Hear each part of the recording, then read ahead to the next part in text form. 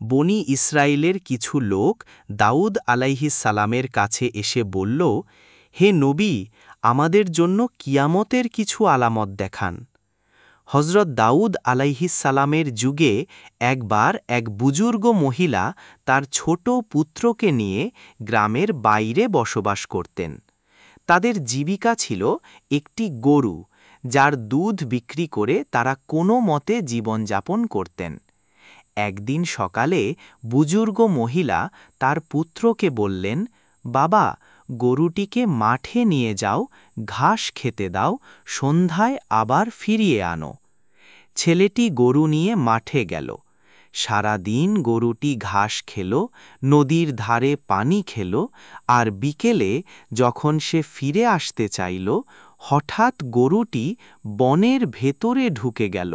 ছেলেটি গরুর পিছু পিছু অনেক দূর পর্যন্ত গেল, কিন্তু গরুটি আর ফিরে এলো না।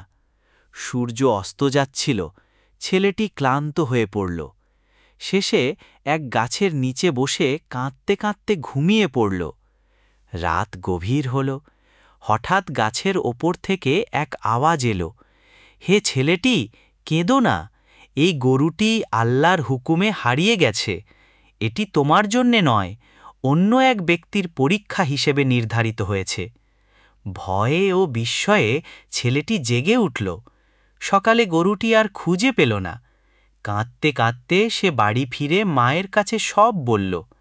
বুজুর্গ মহিলা বললেন, বাবা, চিন্তা করো না, আল্লাহ যাকে চান তাকেই পরীক্ষা নেন।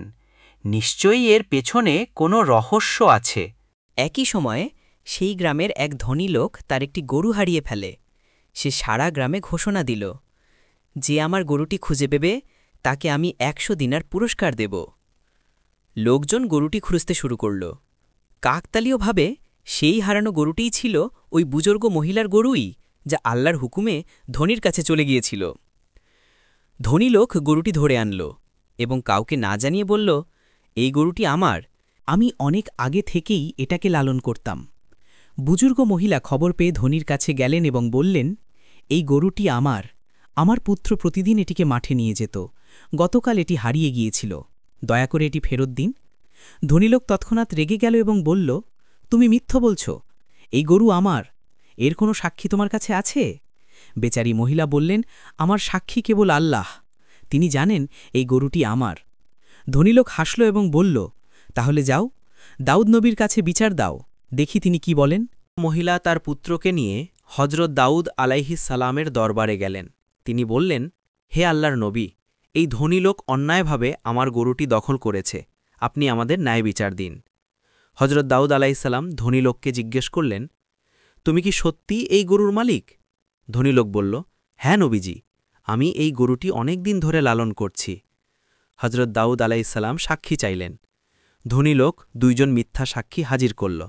তারা বলল, হ্যাঁ, আমরা এই গরুটি তার ঘরে দেখেছি।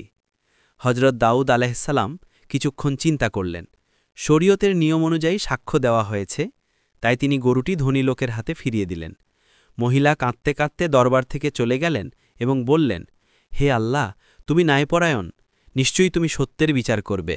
কয়েকদিন পর হজরত দাউদ আলাইহিসসালাম রাতে নামাজে দাঁড়িয়েছিলেন। তখন আল্লাহ তাআলা তাঁর দিকে ওহী নাজিল করলেন, হে দাউদ, তুমি যে বিচার করেছিলে তাতে অন্যায় হয়েছে, সেই গরুটি প্রকৃতপক্ষে মহিলারই। আগামীকাল তাদের উভয়কে তোমার দরবারে ডেকে আনো, আমি তোমাকে সত্যের পথে পথপ্রদর্শন করব।